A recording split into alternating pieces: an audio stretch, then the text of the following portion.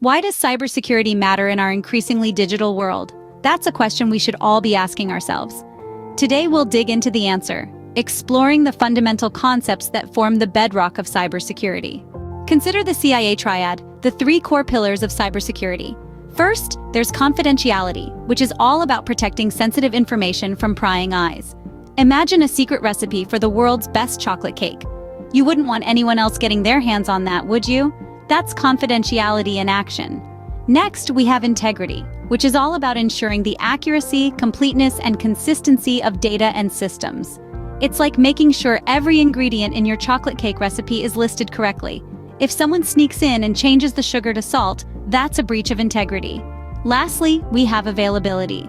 This pillar guarantees that authorized users can reliably access information and systems when needed. Imagine needing to bake that chocolate cake for a big event, but your secret recipe is locked in a safe and you can't get it. That's an issue of availability. Now, let's talk about how we verify who gets access to our secret recipe. This is where authentication and access control come into play. Authentication is about proving you are who you say you are. It's like having a secret handshake, a key to the safe, or a unique fingerprint that unlocks the recipe book. Access control, on the other hand, is about setting rules on who should have access to what. It's like deciding that only the head baker can access the secret recipe, and only during business hours. Principles like least privilege, need to know, and separation of duties are all fundamental to good access control. Next up, we have encryption techniques and data protection. Encryption is a bit like a secret language. It scrambles data so that it's unreadable without the correct key. It's what keeps your online transactions safe from prying eyes, and it's vital for protecting data whether it's on your computer or being sent over the internet.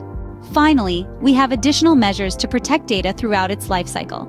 This includes classifying data based on sensitivity, backing up data to recover from loss or corruption, and securely disposing of data when it's no longer needed.